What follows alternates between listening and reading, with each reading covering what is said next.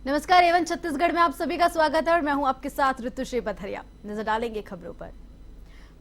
छत्तीसगढ़ के पूर्व मुख्यमंत्री भूपेश बघेल के बार बार ईवीएम पर उठाए जा रहे सवाल पर मुख्यमंत्री विष्णुदेव साय ने पलटवार करते हुए कहा कि इनको अपनी हार स्पष्ट रूप से दिखाई दे रही है।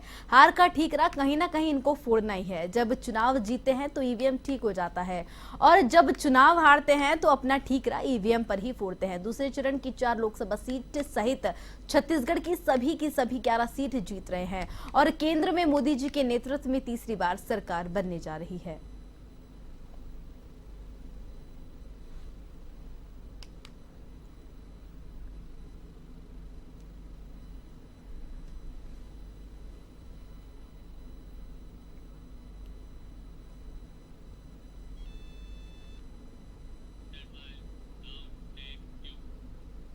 अभनपुर के ग्राम पीपरोद में मुख्यमंत्री विष्णुदेव साय चुनावी सभा को संबोधित करने और ब्रज मोहन अग्रवाल के पक्ष में चुनाव प्रचार करने पहुंचे, जहां पर विधायक इंद्र कुमार साहू के नेतृत्व में 1000 कांग्रेसी कार्यकर्ताओं को भाजपा की सदस्यता दिलाई गई। भाजपा में शामिल होने वालों के पूर्व नगरपालिका उपाध्यक्ष, जनपद उपाध्यक्ष, कांग्रेस के पूर्व जिलाध्यक्ष, पूर्व युवा कांग्रेस अध्यक्ष सहित कई दिग्गज नेता शामिल हुए।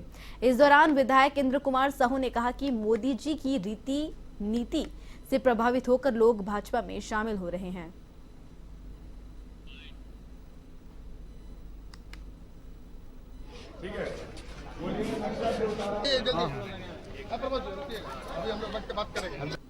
भारतीय जनता पार्टी में आज सतनामी समाज से करीब 500 व्यक्ति भारतीय जनता पार्टी में आज शामिल हुए हैं और पटेल समाज के 200 व्यक्ति ईश्वर पटेल के नेतृत्व में भारतीय जनता पार्टी में ज्वाइन करे हैं।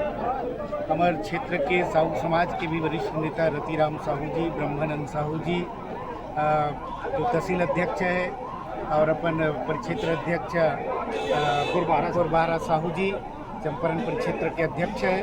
तो साहू समाज के भी करीब 300 व्यक्ति, गिरजा साहू सहित साहू समाज के भी 300 व्यक्ति वरिष्ठ जन आज भारतीय जनता पार्टी में शामिल हुए हैं और ये वास्तव में हम सब के लिए बड़ा सौभाग्यशाली आज दिन है कि आज अभनपुर विधानसभा क्षेत्र में आज हमारे प्रदेश के मुखिया विष्णुदेव साय जी के नेतृत्व में आज पूरा अभनपुर विधानसभा की जनता ला आज भारतीय जनता पार्टी के प्रति विश्वास बढ़े है। मोदी जी के नेतृत्व में फिर से भारतीय जनता पार्टी के केंद्र में सरकार बनी।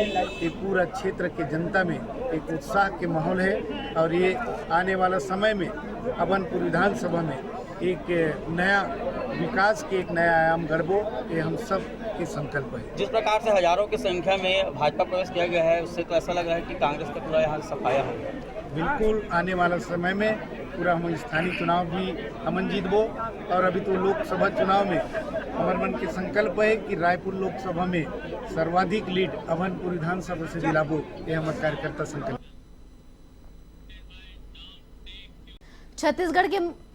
छत्तीसगढ़ के बलरामपुर में मुख्यमंत्री विष्णुदेव साय ने एक बार फिर कांग्रेस और कांग्रेस नेताओं पर पलटवार किया।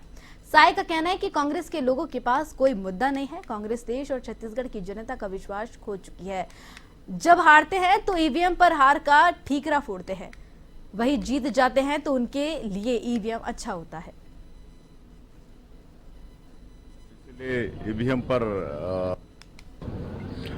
अभी तो कांग्रेस के लोगों के पास कोई मुद्दा है नहीं। देश की और छत्तीसगढ़ की जनता का विश्वास खो चुके हैं, तो कहीं ना कहीं तो इनको हार का ठीकरा फोड़ना पड़ेगा ना।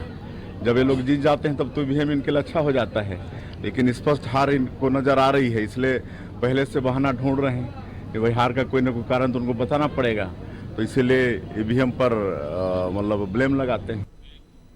दुर्ग के राजीव भवन में अखिल छत्तीसगढ़ के बलरामपुर में मुख्यमंत्री विष्णुदेव साय ने एक बार फिर कांग्रेस और कांग्रेस नेताओं पर पलटवार किया है। साय का कहना है कि कांग्रेस के लोगों के पास कोई मुद्दा नहीं है।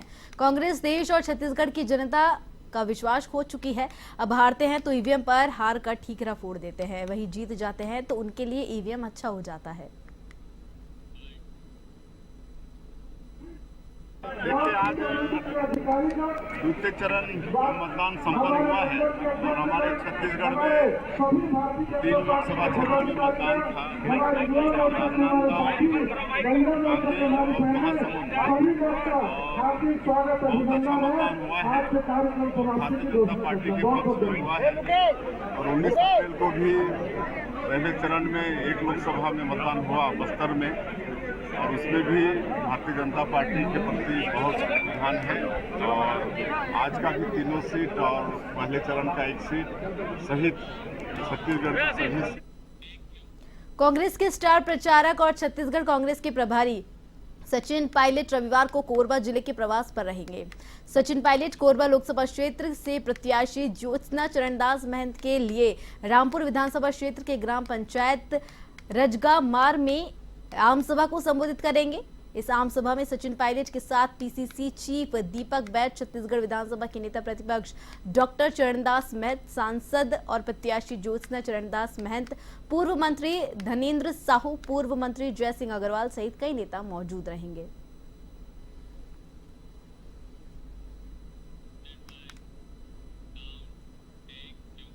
दुर्ग के राजीव भवन में अखिल भारतीय महिला कांग्रेस के अध्यक्ष अलका लांबा ने महिला सम्मेलन को संबोधित किया। कार्यक्रम के बाद पत्रकारों से बातचीत में कहा कि मोदी सरकार पिछले 10 वर्षों में ऐसा कोई कार्य नहीं किया है जिससे बेरोजगारी और महंगाई कम हुई हो। केवल और केवल हिंदू मुस्लिम की बात चुनाव में लाकर विवाद खड़ा कर देता है, लेकिन देश की जनता इनके बहकावे में आने वाली नहीं है। वो इन चुनावों में उन्हें सबक सिखा देगी।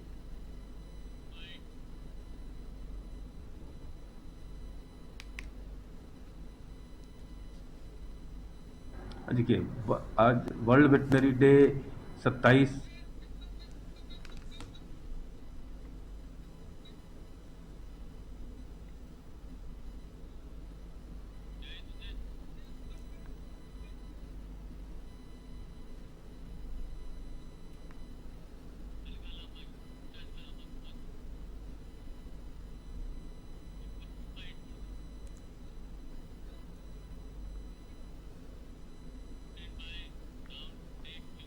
वर्ल्ड वेटरनरी डे के अवसर पर दुर्ग के पशु चिकित्सालय में दाऊ वासुदेव कामधेनु विश्वविद्यालय के तत्वाधान में कार्यशाला का आयोजन किया गया, जब भारी संख्या में छात्र छात्राएं शामिल हुए।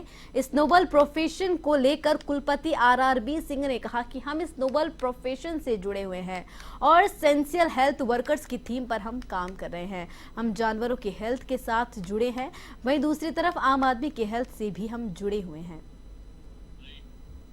पूर्ण है। इस वर्ष का खासकर विषय रहा है कि veterinarians are essential health workers, और ये एसेंशियल हेल्थ वर्कर्स का मतलब यही होता है कि हम सिर्फ जानवर के हेल्थ से नहीं जुड़े हुए हैं, बल्कि हम आम आदमी की हेल्थ से भी जुड़े हुए हैं। क्योंकि जैसा अभी आपने सुना होगा हम लोगों के संबोधन में कि करीब 70% करीब जो रोग हैं लोगों में ऐसे पशु के माध्यम से भी आती हैं। तो उनके हेल्थ की रक्षा करना, उनके स्वास्थ्य को सुनिश्चित करना, यह आपके और हमारे स्वास्थ्य को सुनिश्चित। दुर्ग पुलिस ने एक मर्डर का खुलासा करते हुए 24 घंटे के अंदर आरोपियों को गिरफ्तार कर लिया है। आपको बता दें कि मोहन नगर थाना अंतर्गत शौचालय के पास एक व्यक्ति की लाश मिलने से सनसनी फैल गई थी। पोस्टमार्टम के बाद डॉक्टरों ने होमोसाइडल होना बताया था, जिसके आधार पर पुलिस जांच कर रही है। वहीं मृतक की पहचान शेखर यादव के रूप में हुई, जो मोहन नगर थाना अंतर्गत नयापारा का निवासी बताया जा रहा है।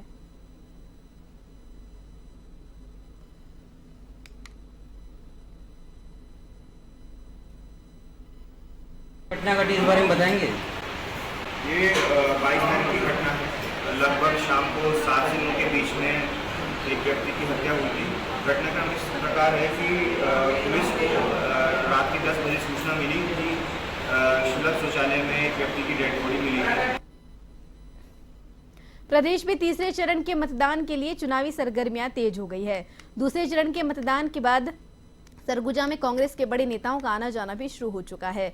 इसी कड़ी में कांग्रेस के प्रदेश अध्यक्ष दीपक बैज अंबिकापुर पहुंचे। वहीं दूसरे चरण के मतदान के खत्म होने के बाद बड़ा बयान दिया कि पहला और दूसरे चरण का मतदान अच्छा था, चारों सीट में कांग्रेस जीत रही है।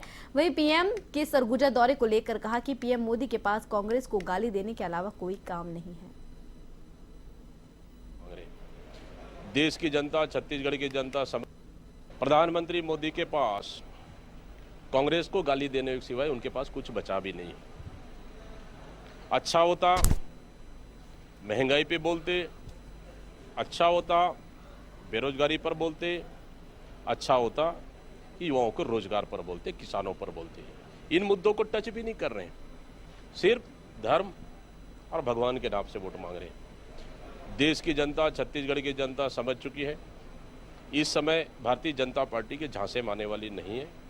इस समय छत्तीसगढ़ में कांग्रेस पार्टी भारतीय जनता पार्टी से ज़्यादा सीटें जीत कर आएगी और देश में भी इस समय कांग्रेस गठबंधन। खबर छत्तीसगढ़ के बिलासपुर से है, जहां अवैध रूप से बनी दुकानों पर निगम की ओर से बुलडोजर चलाया गया। शहर के नूतन चौक पर अवैध रूप से दुकानें बनी हुई थी, जहां नगर निगम के अतिक्रमण दस्ते से दुकानों पर बुलडोजर चलाया गया। अवैध रूप से दुकान निर्माण होने की निगम में महीनों की शिकायत चल रही थी। निगम की ओर से बुलडोजर चलाकर सभी दुकानों को ढाया गया।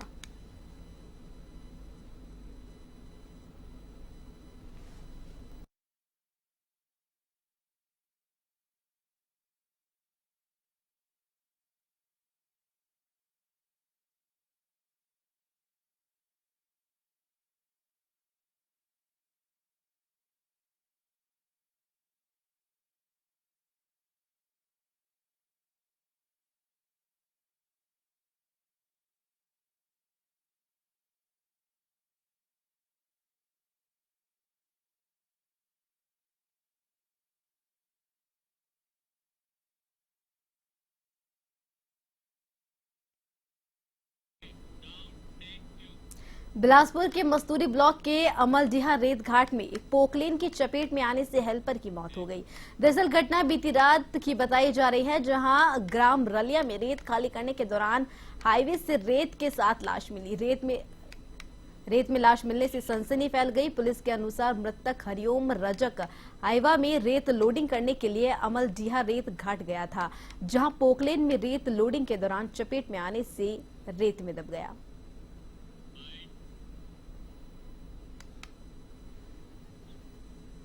इनकी जो है गाड़ी में अपना रेत को लोडिंग कराने के समय ऊपर चढ़े हुए थे। पोकलेन में जो है अपना लोडिंग हो रहा था, उसी में पोकलेन का जो बैकेट होता है उसमें उनको ठोकर लगने से नीचे दब गया और जो उसका रेती जो है उसके ऊपर गया। इसलिए लापरवाही से जो इन लोग का काम कर रहे थे, इस वजह से गाड़ी मालिक और पोकलेन मालिक और आपका हाईवा मालिक, ये दोनों की लापरवाही के कारण इनकी जान चली गई। कल करीब 10:30 बजे रात को फोन से सूचना मिली कि NHAI के जो बेस कैंप है रलिया में, वहाँ पे एक हाईवा ट्रक से अनलोड किया गया था रेत। उसमें से एक व्यक्ति की लाश नजर आने पर थाना को सूचित किया गया था, जिस पर हमारा स्टाफ वहाँ पे पुलिस गई और जाने के बाद घटनास्थल का निरीक्षण और रेत में दबे हुए शव को बाहर निकाला गया। तो उसकी पहचान उस हाईवा के ड्राइवर के द्वारा बताया कि इसका नाम मोनू रजक है और वो उसके साथ हेल्पर काम करता है। और वो करीब 4:30 बजे के आसपास में रेत घाट अमलडीहा है, जो थाना पंचायत के अंतर्गत आता है, वहाँ पे वो ट्रक लोड कर रहा था और वो उसी दौरान वो कब चपेट में आया इसकी जानकारी मुझे नहीं होना बताया, लेकिन वहाँ पे 2 घंटे करीब उसको ढूंढना, आसपास के क्षेत्र को ढूंढना, नहीं मिलने पर गाड़ी को लेकर के वापस रैली आने बताया और यहाँ पर ला करके फिर परिजनों को, मृतक के परिजनों को। बिलासपुर के सिविल लाइन थाना अंतर्गत राजीव गांधी शासकीय माध्यमिक शाला के पीछे एक युवक ने फांसी लगाकर आत्महत्या कर ली। दरअसल बंगाल से आए कॉरपोरेटर का काम करने वाले युवक ने अज्ञात कारणों से फांसी लगा ली। वहीं जैसे ही इस मामले की सूचना सिविल लाइन पुलिस को मिली, तत्काल पुलिस मौके पर पहुंची। बताया जा रहा है कि युवक आत्महत्या करते समय फोन पर किसी से बात कर रहा था।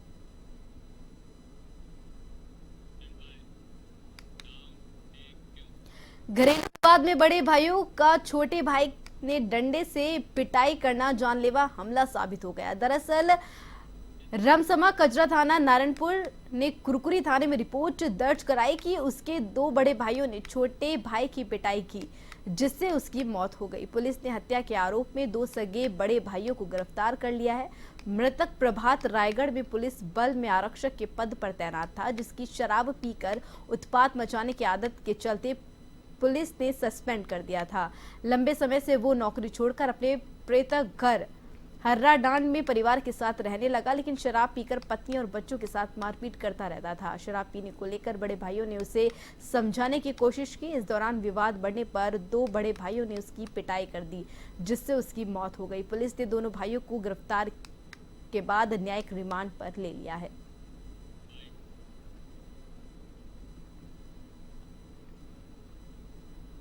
जो अपनी पत्नी और बच्चों के साथ ग्राम हर्राडांड में निवासरत है। प्रभात टोप्पो शराब पीने का आदी था, जिनके द्वारा अपनी पत्नी और बच्चों को हर समय लड़ाई झगड़ा किया जाता था, जिस संबंध में कल फिदाइन टोप्पो और रूबेन टोप्पो और कार्लोस टोप्पो ये लोग प्रभात टोप्पो के घर समझाने के लिए आए थे। रात्रि करीबन 8:30 बजे की बात है।